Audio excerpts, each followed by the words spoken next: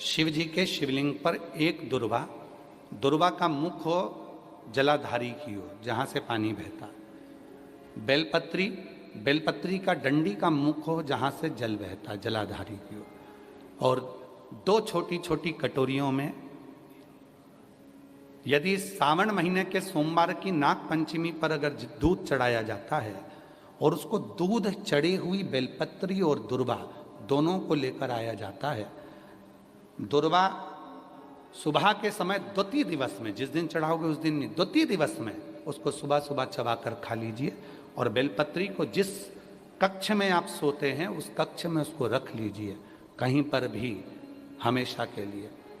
जो शरीर का रोग है वो धीरे धीरे मिटेगा ही, और 4 से 6 महीने के अंदर बड़े से बड़ा रोग सारी रिपोर्टें नील आकर सामने खड़ी होगी। ये कोई साधारण नहीं है। सावन महीने का सोमवार उस दिन पड़ने वाली नाग पंचमी। आप सबको तो साधुता है, अब की बार 17 अगस्त को पड़ रही है और बाबा की कृपा से आपको ये कथा श्रवण करने को मिल गई नील निधि की। रोग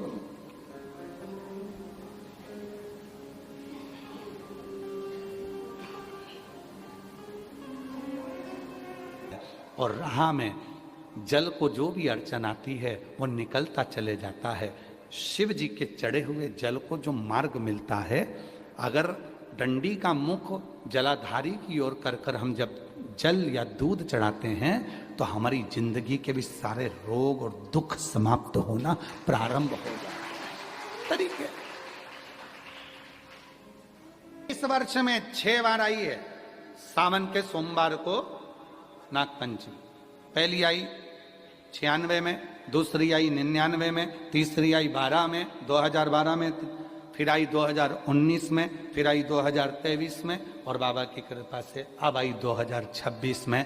17 अगस्त को पड़ेगी सावन के महीने में जो सोमवार है, उस दिन नाग पंचमी। उस दिन नील निधि का प्रयोग करिए। आप कितने भी, हम तो यहां तक कहेंगे जितने ठेले चलाने वाले, जितने भी हैं जो कहीं ना कहीं किसी ना किसी रूप में कर्ज में डूबे, परेशान हैं, दुकान नहीं चल रही, व्यापार नहीं चल रहा, परेशानी हो गई, कोई ने जमीन पर कब्जा कर लिया, कोई ने कुछ कर लिया, कोई ने कुछ कर लिया, जितने हैं सब करो। और एक नील पुष्प, नील कमल के भाव से, नीला कमल मिल जाए तो ठीक है, नहीं मिले तो नील पुष्प जो अभी दर्शन कराया बाबा जी बोले काशी में तो ये बहुत ज्यादा मात्रा में मिलता है और लोग शिव जी को समर्पित कर, उस नील पुष्प समर्पित। ऊपर वाले पत्ते पर केवल लच्छा, लच्छा किसको बोलते हैं यहाँ पर, क्या बोलते हैं हम, नाड़ा, लच्छा क्या बोलते हैं, मौली, लच्छा, नाड़ा जो भी है, वो बीच वाली पत्ती पर रखकर देव अधिदेव महादेव को समर्पित कर दीजिए और बाबा पर 1 लोटा जल चढ़ा दो। शिव जी से प्रार्थना कर कर बेलपत्री वहीं छोड़ो, लच्छा लेकर आ जाओ और अपने हाथ में या अपने कमरे में उसको संभाल कर रखो। जब तुम्हारा विल पावर कमजोर हो, जब तुम्हें लगे कि मुझे ये कंपटीशन एग्जाम निकालना है, उस समय पर भले एग्जाम में तुम्हें बांध कर नहीं जाने दें, पर उसके पहले तक भी तुम्हारे शरीर के पास में वो लच्छा होना चाहिए। फिर भले उतार कर जाओ, एग्जाम देकर आओ, फिर पत्र इस व्यासपीठ पर तुम्हारा जरूर होगा, मिले। वो साधारण नहीं है। शिव नाग पंचमी को नील निधि पंचमी कहते हैं। उस नील निधि का मतलब है सारी सिद्धियां एक ही निधि में प्राप्त हो जाती है, एक ही। और हम तो बाबा के भरोसे चलते, हम तो बाबा के भरोसे चल। शिव पुराण कह रही है, भगवान शंकर का चरित्र कह रहा है, वो भी है रहा है, लोग पकड़ रहे हैं, धधकता हुआ अग्नि का घर जल रहा है और महानंदा हाथ को छुड़ाती है, अंदर जलते हुए घर में प्रवेश कर जाती है।